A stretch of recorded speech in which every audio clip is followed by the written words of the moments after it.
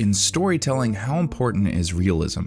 I've been thinking about this a lot recently, because one of the most frustrating ways a story can break my immersion is focusing on a topic that they don't understand. But on the opposite side of the spectrum, stories that get lost in the pursuit of realism can lose track of what's most important, making a story that's emotionally resonant and entertaining. Realism can be something that bogs a story down. That's why it's more important for a story to feel realistic than be it. There are two shows that demonstrate this difference really well. They're both popular and well-received recent releases that focus on music, Bocchi the Rock and Girl Band Cry. Where one showcases a deep understanding of what it's like to play and learn music, the other's out of touch with what it's like to be a musician. Because this one focuses on loving music more than the act of learning it. So what do these two anime show us about realism? My name is Pei, and today we're talking about how different shows can be successful in opposite ways. For a big portion of my life, I always wished that there was more good media that focused on what it's like to try to be a musician.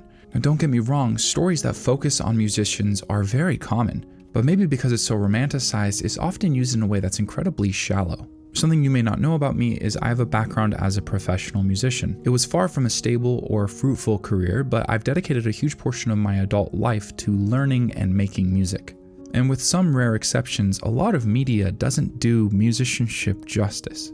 A story that I believe is very in touch with making music is Bocchi the Rock. Since I've watched it, I've consistently used it as a strong example of understanding musicianship. We'll get to that in a second. But when I made those videos talking about Bocchi the Rock, consistently people suggested I also watch Girl Band Cry. Now I believe this show is pretty solid, and I get why so many people wanted me to watch it. It's the first show I've seen use CG in a way that didn't break my immersion. I'm historically a huge hater of 3D animation in anime, and this is the first example that's really started to change my mind. It's also pretty well made and written.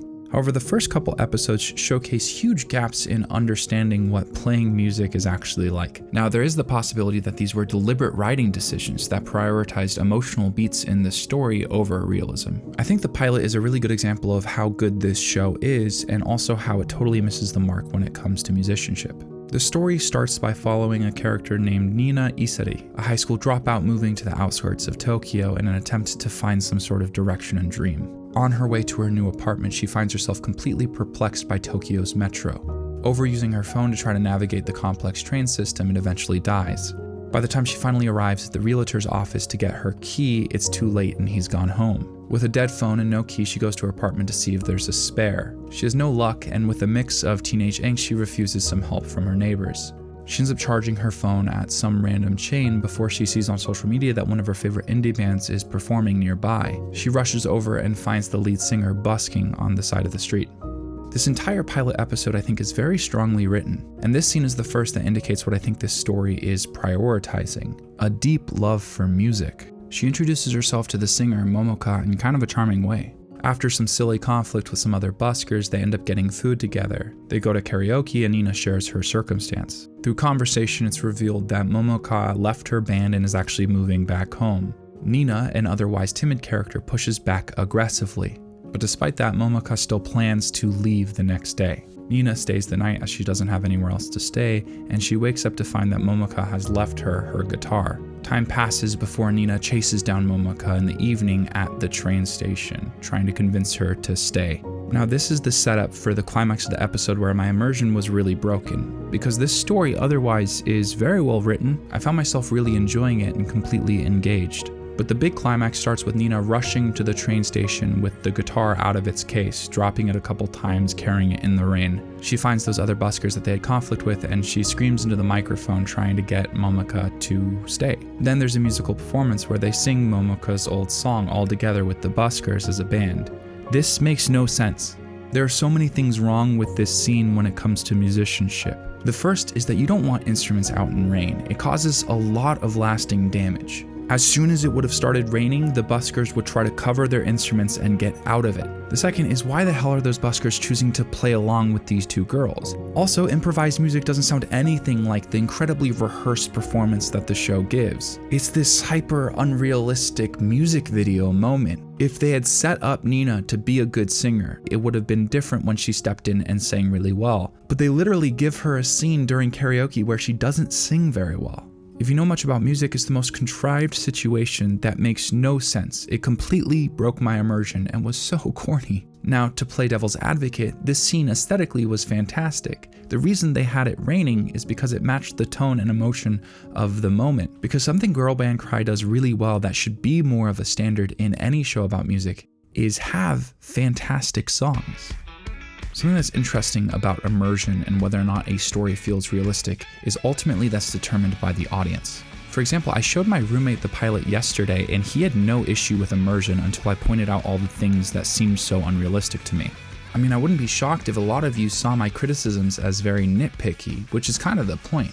I think stories should ultimately feel realistic and consistent, but that's determined by your target audience when making any piece of media. So it's okay that Girl Band Cry does things that break my immersion, because most likely the people they're trying to appeal to the most, the audience that they're targeting, doesn't have that issue. But sometimes shows do both, satisfying the people who are familiar with whatever the topic of the show is and people who are less familiar, maintaining an air of realism that doesn't get in the way of the emotional beats or progression of the story, which brings us back to Bocchi the Rock. Something that really frustrates me is when people generalize music as nothing more than innate skill. I guarantee that everyone you've met in life that's good at singing or playing instruments has done a lot of it. I do believe people can have other skills that help them learn faster or temperaments that incline them to dedicate so much time and energy to becoming a musician. But being great at an instrument requires tons of time in, and it doesn't stop there. Sometimes people who've put in tons of work to learning an instrument still struggle to implement all that information into playing together in a band. Playing as part of an ensemble and performance are very much their own skills, and Bocchi the Rock demonstrates all three of these lessons really well. The main character is really good at guitar because she spent the last couple years doing nothing but practicing at home. She's leaning on musicianship as a solution to her overwhelming anxiety. Her entire character arc is about pushing herself outside of her comfort zone because she's overwhelmed easily, and the story exaggerates those feelings in fun, gimmicky ways. Art is a lie that tells the truth. It doesn't need to be completely realistic. It needs to feel realistic. And people who've dealt with pretty severe anxiety know how exaggerated those feelings can be. So in that department, the show acts with a pretty heavy hand. But when it comes to musicianship, it's very aware. The band Bocchi joins faces multiple challenges throughout the first season. They accurately demonstrate what it's like to be freaking out on stage, working through your performance anxiety and trying to lean on your muscle memory. Each member of the band feeling stiff and unnatural, doing their best to work cohesively together and coming up short. I also think Bocchi the Rock's target audience isn't musicians. But to me, all the emotional beats and major moments in the story are enhanced by the musicianship rather than hamstrung. Both Bocchi the Rock and Girl Band Cry capture this innate feeling of loving music, and I think there's good reason why both of them are popular. But when it comes to musicianship and realism, I think Bocchi the Rock is so much better. What do you think? I might be too stuck in my own perspective here.